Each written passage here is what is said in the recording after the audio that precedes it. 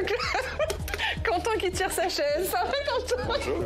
Arnaud Benedetti, rédacteur en chef de la revue politique et parlementaire. Bonjour Arnaud. Émilie Zapalski. Bonjour Émilie, merci d'être là. Communicante, fondatrice de l'agence Émilie Conseil. On va parler avec vous des droits de douane, de cette guerre commerciale lancée par Donald Trump et Emmanuel Macron qui veut une riposte car de nombreuses filières françaises vont être impactées. Et puis on parlera des suites politiques de l'inéligibilité de Marine Le Pen. Et c'est une bataille des meetings qui se joue dimanche. Rassemblement en soutien à Marine Le Pen organisé par le RN. Un meeting du socle commun et puis la gauche qui veut riposter Insoumis Écologie contre l'extrême droite. Et Quentin, ça va, vous êtes bien installé? Voilà.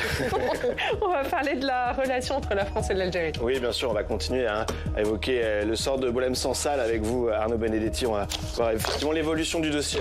On voit ça dans quelques instants. Allez, d'abord, c'est l'actualité dans nos régions.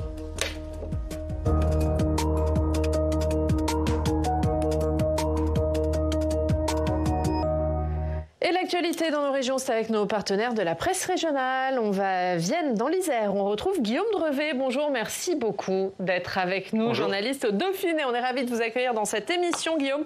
Vous avez suivi hier un procès crucial qui avait lieu au tribunal de Vienne. Ce procès, il oppose une famille au géant Monsanto. Avant d'en venir à l'audience, d'abord, expliquez-nous ce qui est au cœur de cette affaire. Donc ce procès se tient entre la famille Grattalou et Monsanto. La famille Grattalou, c'est une famille en fait qui est installée dans le Nord-Isère. On a Théo Grattalou, 17 ans, qui est né avec de graves malformations de l'œsophage et du larynx. Malformations dues en fait selon la maman à l'usage d'un pesticide, d'un désherbant qui a été utilisé pendant qu'elle était enceinte.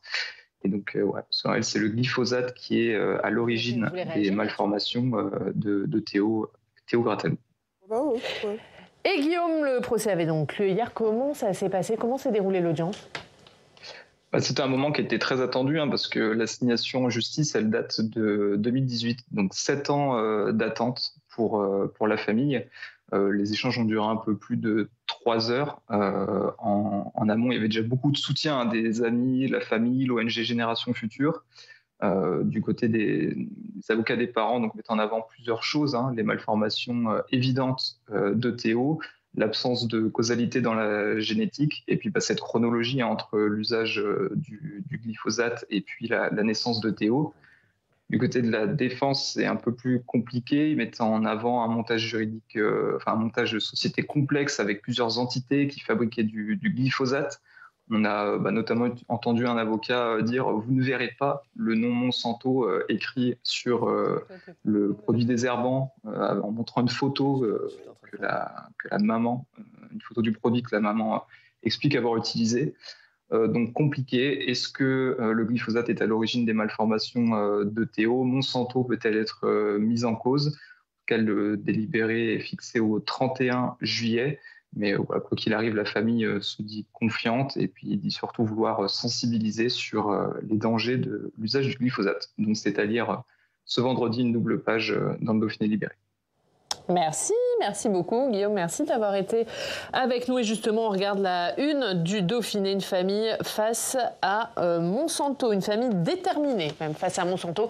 C'est à la une de votre journal. Merci d'avoir été avec nous. Un petit mot, Émilie, parce que c'est vrai qu'on a beaucoup parlé des conséquences des pesticides sur les agriculteurs et là, sur un enfant. Oui, tout à fait. On sait que c'est une bataille importante et c'est bien que ça passe au niveau judiciaire pour que ça soit reconnu réellement.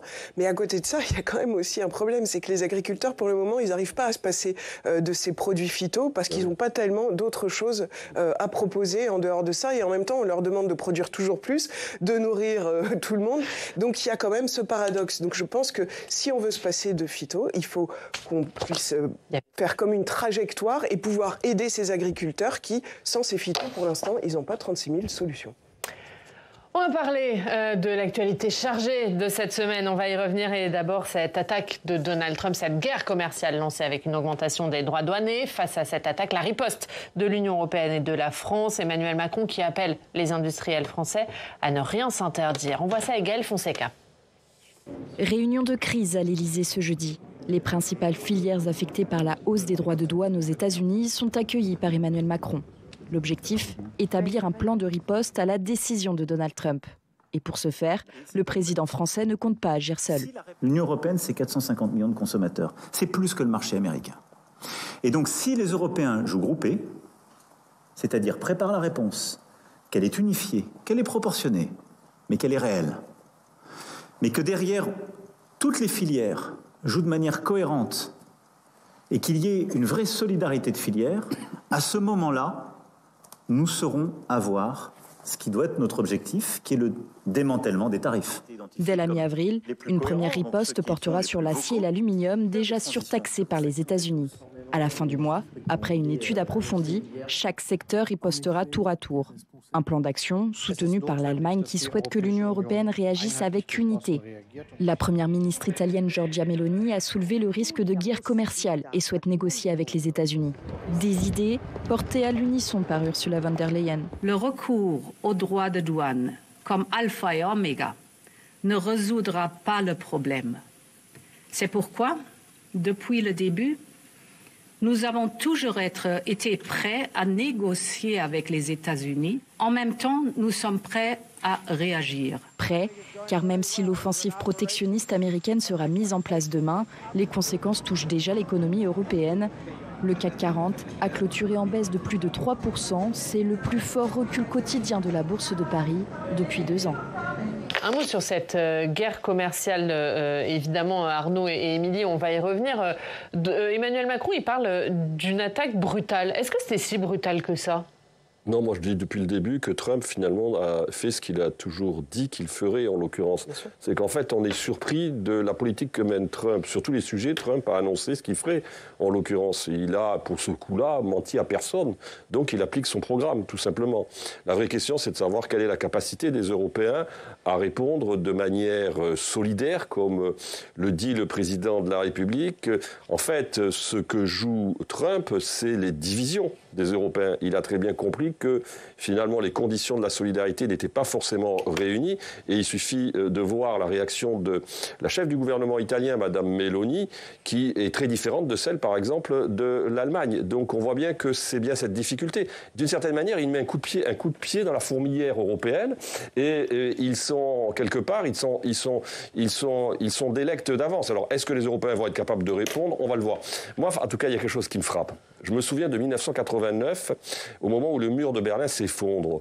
Il y a eu cette idée, dès le début des années 90, que finalement, il y avait un historien américain, un philosophe américain, Francis Fukuyama, qui parlait de la fin de l'histoire. Il disait, c'est extraordinaire, voilà, c'est le triomphe de l'économie de marché, c'est le triomphe de la liberté des échanges, et c'est le triomphe de la démocratie.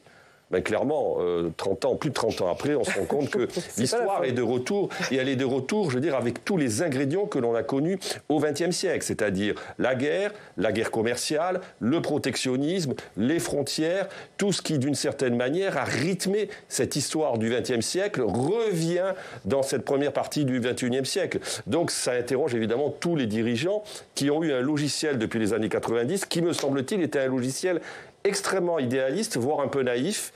Et c'est à cette réalité aujourd'hui qu'on est confronté, et notamment, entre autres, sur le plan économique. Émilie.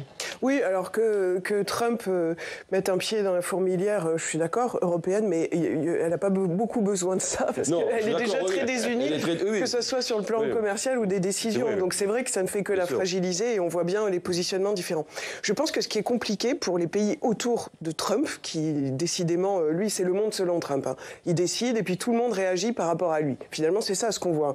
Que ça soit au niveau géopolitique, commercial, pour l'instant, voilà, il balance les infos. En effet, il fait ce qu'il dit, donc c'est pour ça que c'est pas brutal, hein, c'était connu.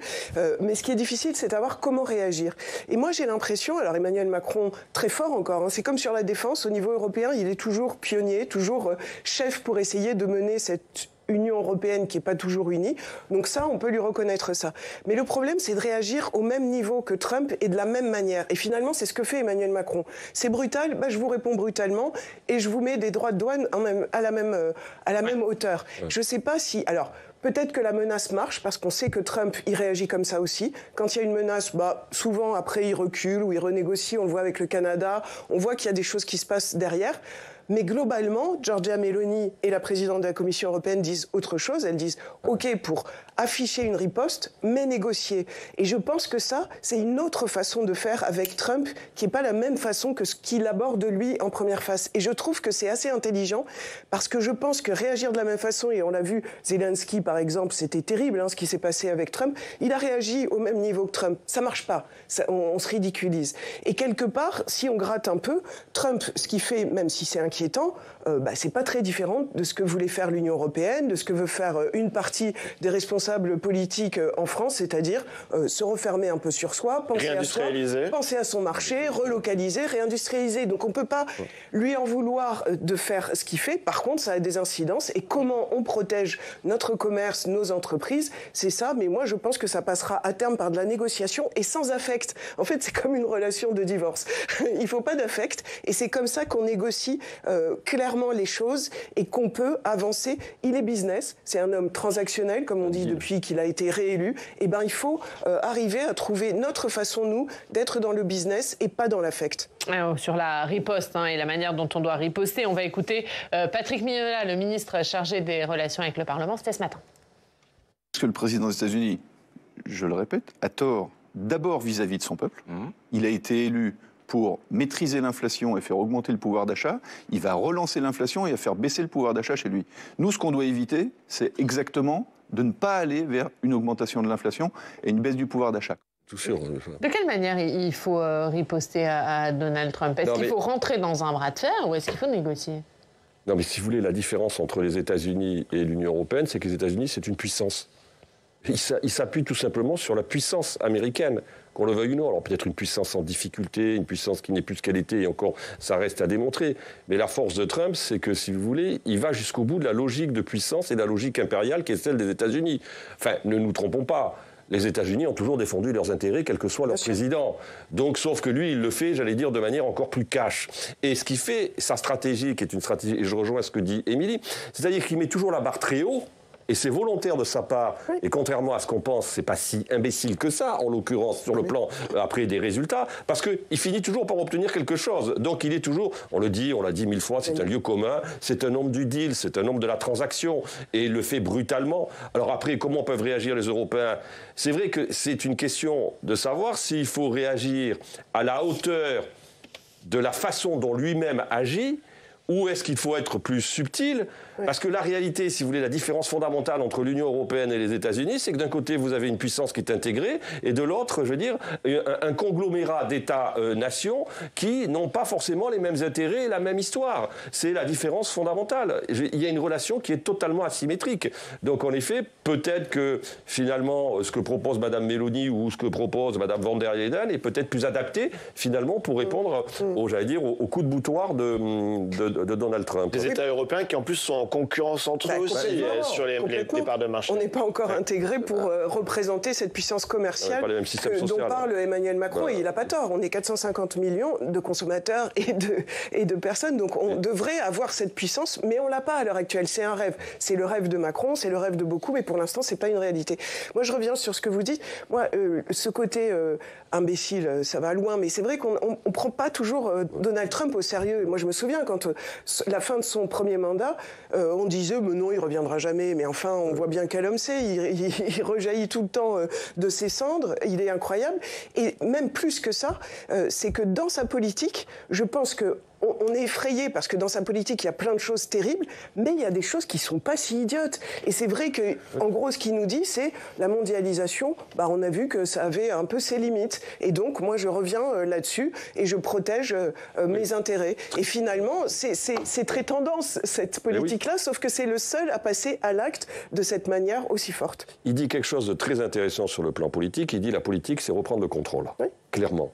Et finalement, c'est ce qu'ont abandonné beaucoup de leaders européens depuis des années en la matière. Et c'est ce qui fait finalement que Trump réussit. Et c'est pour ça ce qui explique aussi ses succès électoraux aux États-Unis. L'actualité politique de la semaine, elle a été marquée par l'inéligibilité de Marine Le Pen et le RN qui poursuit son offensive pour défendre Marine Le Pen alors qu'une partie de la gauche organise dimanche un contre-meeting au rassemblement de soutien du RN. Bruno Retailleau, lui, il s'en est pris hier soir au syndicat de la magistrature. Flora Sauvage. Après le jugement qui empêche à ce stade Marine Le Pen de concourir à l'élection présidentielle de 2027, le président du Rassemblement national a rappelé hier soir sa loyauté. Pas question, dit-il, de concourir à l'Élysée à la place de Marine Le Pen. Ma position, elle est très claire. Il n'y a pas de plan B parce que le plan A n'a pas encore été mené à son terme. Et donc, moi, je serai à ses côtés jusqu'au bout pour emprunter ce chemin aussi étroit soit-il, qui doit nous permettre non seulement de démontrer notre innocence, mais de faire en sorte que jusqu'à 37% des Français, d'après un sondage IFOP au premier tour, ne soient pas privés de leur candidate. En riposte à la condamnation de Marine Le Pen, jugée coupable de détournement de fonds publics dans l'affaire des assistants parlementaires européens, le Rassemblement national organise une manifestation de soutien dimanche aux Invalides à Paris. Après sa condamnation à 5 ans d'inéligibilité, le RN dénonce une tentative d'obstruction politique. Le ministre de l'Intérieur, Bruno Retailleau, lance un appel au calme. C'est un jugement, il faut le respecter. Simplement, une nouvelle a un peu tout changé. C'est lorsque la Cour d'appel de Paris a indiqué que l'appel aurait lieu à l'été, non pas 2025, mais 2026, c'est-à-dire 1 an avant la présidentielle. C'est important parce que 1 an avant la présidentielle, cette seconde chance, un appel, c'est toujours une seconde chance. Et ça permet, je pense, d'éclaircir le débat et de détendre peut-être un peu l'atmosphère, j'espère. À gauche, la France insoumise et les écologistes appellent à leur tour à un rassemblement dimanche, place de la République à Paris, pour lutter contre l'extrême droite. De son côté, Renaissance réunit ses troupes à Saint-Denis en présence de François Bayrou et d'Édouard Philippe. Un meeting censé marquer un nouveau chapitre au sein du camp présidentiel.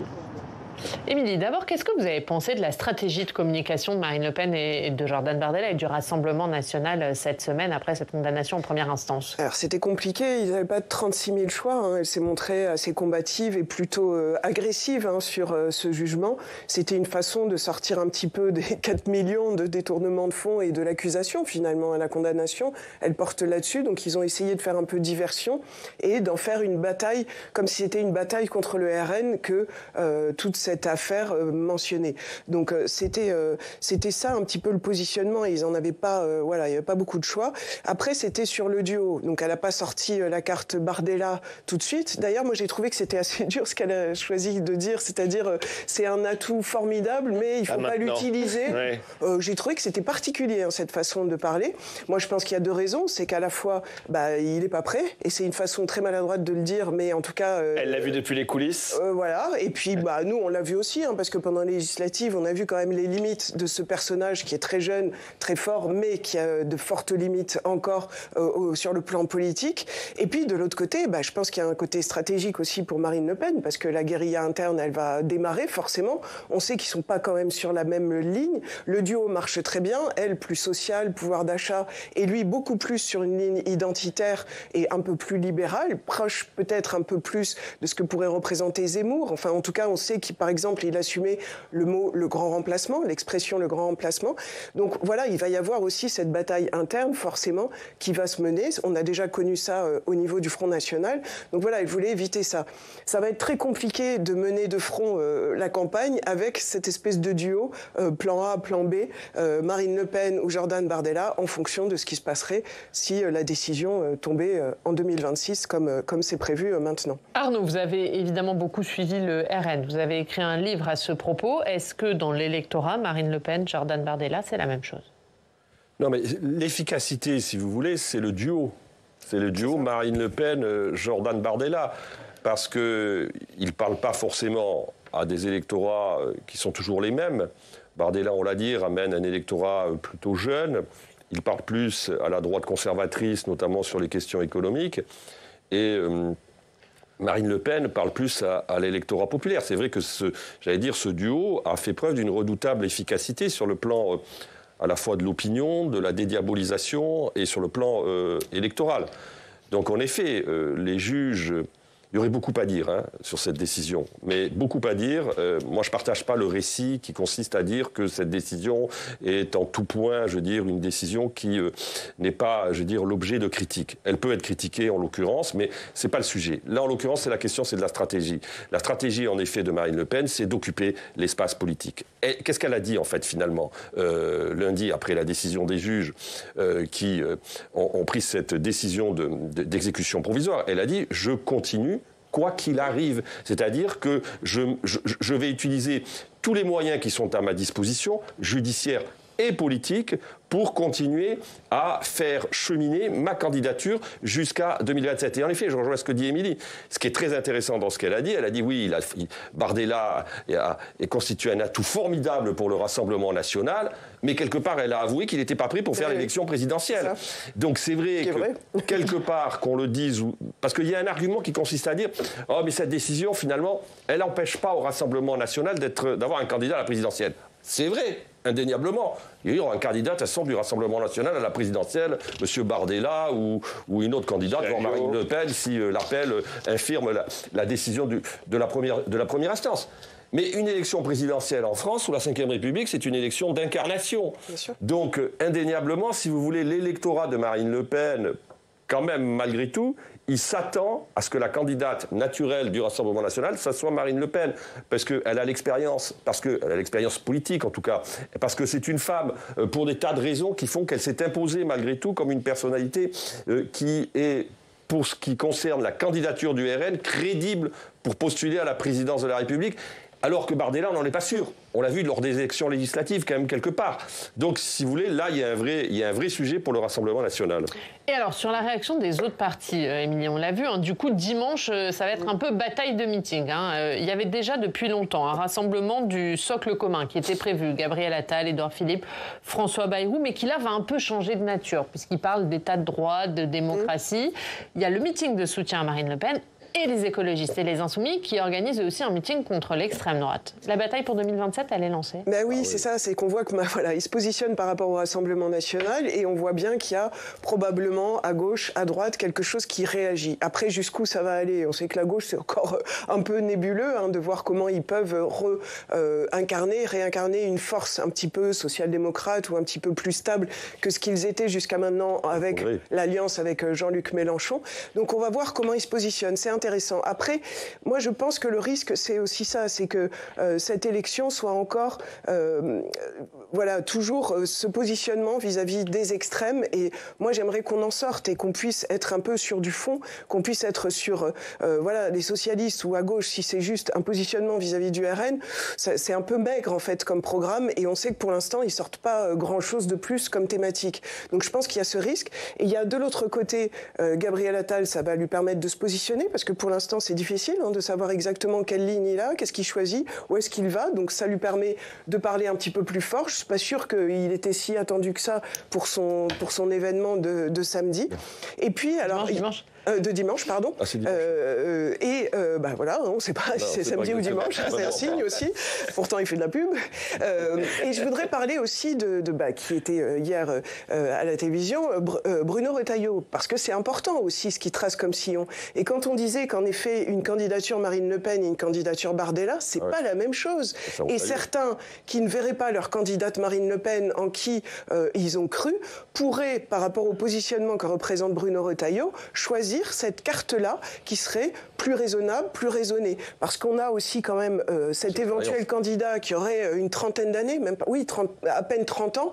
Donc Bruno Retailleau, il peut récupérer des électeurs qui sont partis au RN. Une partie des électeurs, pas les fidèles de toujours et les très Front National d'avant, mais par contre ceux qui, au bout d'un moment, se sont mis du côté de Marine Le Pen parce qu'ils considéraient qu'à droite, il n'y avait pas de proposition pour aller aussi loin que ce qu'ils souhaiteraient en matière de sécurité et en matière d'immigration. Pour l'instant, c'est vrai que Bruno Retailleau, dans les mots, parce que c'est pas encore dans les actes, il représente ce positionnement un peu plus dur à droite. Allez, puisqu'on parle de Bruno Retailleau, il s'est exprimé hier, le ministre de l'Intérieur, sur le sort de Boualem-Sansal. D'abord, on va faire un point.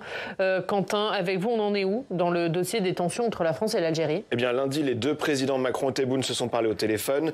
L'Élysée a publié un communiqué après cet appel. On y lit: les deux présidents ont eu un long échange franc et amical sur l'état de la relation bilatérale et sur les tensions qui se sont accumulées ces derniers mois. Vous voyez ce communiqué publié par l'Élysée. Les deux présidents qui veulent donc reprendre un dialogue fructueux, est-il écrit aussi dans ce communiqué.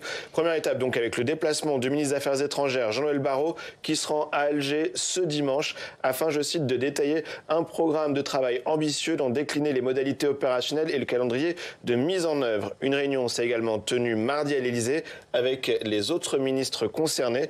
D'ailleurs, le ministre de la Justice, Gérald Darmanin, doit aussi se rendre dans les prochaines semaines en Algérie. Et donc, écoutez, effectivement, hier, le ministre de l'Intérieur, qui depuis plusieurs mois avait tenu un discours très ferme envers l'Algérie, eh bien, il est revenu sur l'évolution des relations avec la France et l'Algérie hier sur France 2. Il y a deux objectifs. Il y a d'abord un écrivain franco-algérien qui est emprisonné. C'est sa libération.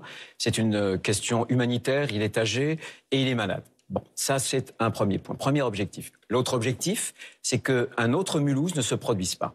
Souvenez-vous, celui qui a tué le terroriste à Mulhouse avait été présenté à 14 reprises aux autorités algériennes qui n'avaient pas voulu le reprendre. Je pense que les signaux sont positifs. Il y avait une réunion il y a quelques jours, j'y participais avec le président de la République et le Premier ministre à l'Élysée.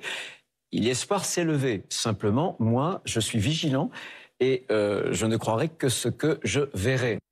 Arnaud Benedetti, on avait vu une montée en flèche des tensions depuis l'automne dernier. La désescalade, elle est tout aussi impressionnante. Qu'est-ce qui se joue ces jours-ci? On verra. Parce que moi, je suis très prudent sur les relations avec l'Algérie. Comme Bruno Retailleau, vous attendez de voir. Mais oui, il faut attendre de voir. Bon, on sait que le ministre des Affaires étrangères se rend dimanche à Alger. Il y a une reprise de dialogue, manifestement. Donc il vaut mieux reprendre langue, en l'occurrence, que rester dans l'invective comme on l'était depuis quelques semaines, voire quelques mois. Donc c'est une évolution de ce point de vue-là positive. Mais rien n'est fait. C'est bon signe pour Boualem Sansal. Bah, écoutez, moi j'attends de voir. Très franchement, aujourd'hui, j'attends de voir. Et le communiqué de l'Élysée, nous, sur Boualem Sansal, ne nous satisfait pas pleinement. Parce que, je veux dire, le sujet Boualem Sansal est totalement périphérique dans ce communiqué. Il arrive tout en fin de communiqué, en l'occurrence.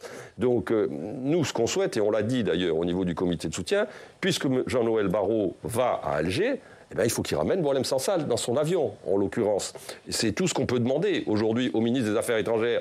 S'il revient, je veux dire, sans Boualem Sansal, il y a quand même des questions qui vont se poser, parce que je rappelle qu'il a été condamné à 5 ans de prison ferme, pour l'instant, que le parquet, ce qu'on ne dit pas, mais c'est que le parquet algérien a fait appel de cette condamnation. Donc ça veut dire qu'à ce stade, il n'est toujours pas sorti. Et ce que l'on sait, parce que, je veux dire, on a quand même quelques antennes, c'est qu'il y a quand même une bagarre au sein du pouvoir algérien sur la façon dont il faut traiter le cas Boualem Sansal. Il y a quand même une ligne dure qui dit qu'il ne faut pas le lâcher pour l'instant. C'est-à-dire qu'il faut toujours utiliser Boualem Sansal comme une monnaie d'échange pour obtenir le plus des autorités françaises. Et dans le même temps, c'est ça qui est le paradoxe, c'est que on considère, certains observateurs qui connaissent bien la scène politique algérienne, considèrent que finalement, les Algériens sont en train de perdre sur tous les tableaux par rapport aux Français. Parce qu'il y a quelque chose d'important dans le communiqué de l'Élysée, qui quand même a été publié avec l'accord des autorités algériennes, vraisemblablement. C'est qu'il n'est nullement fait mention de la situation du Sahara occidental, qui a été quand même la source de la crise entre la France et l'Algérie. D'où vraisemblablement la position des durs en Algérie qui consiste à dire, sur Sansal, il faut continuer à mettre la pression. C'est pour ça que nous, on est quand même très prudents pour l'instant. Je pense que quand même, le fait que la diplomatie reprenne vigueur et qu'on soit dans ce dialogue-là, je pense que c'est quand même la voie la plus favorable, même si, évidemment, il faut rester prudent. Il y a beaucoup de choses à faire avec l'Algérie en termes de négociations et de rétablissement de relations un peu normales. Moi, ce que je constate, c'est que le ministre de l'Intérieur, qui avait eu une position très brutale, là, pour le coup, il ne sera pas à Alger dimanche. Alors hier, il a essayé de noyer un peu le poisson et de ne pas se formaliser sur tout ça. Mais bon, on sent bien que quand même la voie de la diplomatie a gagné. C'est Emmanuel Macron et Jean-Noël Barrot qui seront sur place et pas le ministre de l'Intérieur. Donc moi, je trouve que c'est quand même plutôt favorable que ça soit cette voie-là qui soit prise. Un dernier petit mot, Arnaud, vous avez des nouvelles de la santé de Boualem Sansal ?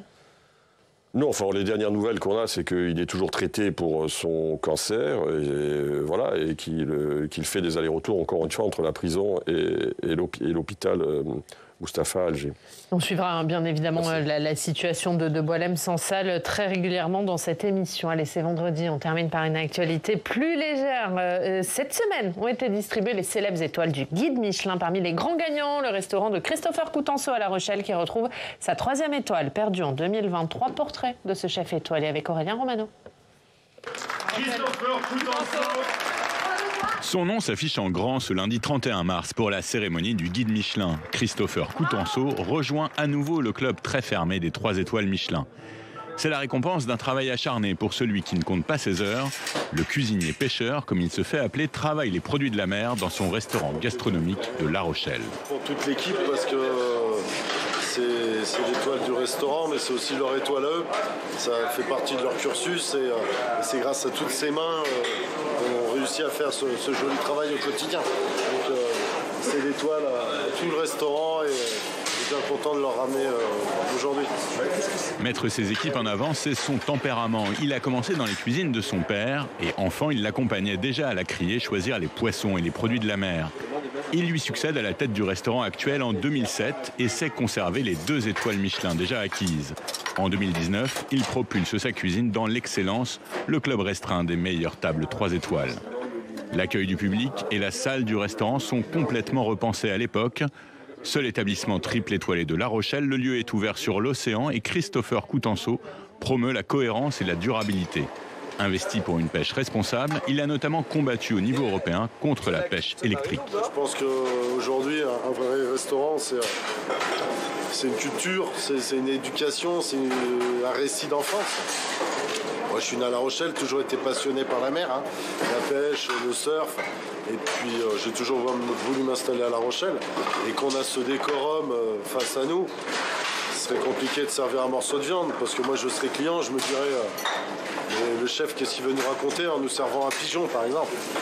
Tandis que là, avec cette vue-là, servir un joli Saint-Pierre ou un magnifique maquereau en différentes façons, ça prend tout son sens. Le guide Michelin salue un chef qui cuisine ce qu'il aime avec sincérité et engagement, écrit-il. De quoi redonner le sourire à cet homme de 46 ans, décrit parfois comme bourru et austère, qui voit son métier passion comme une manière de rendre heureux les gens. Et voilà, bon appétit, félicitations à Christopher Coutenceau. On termine, Quentin, comme d'habitude, en regardant les unes de la presse régionale.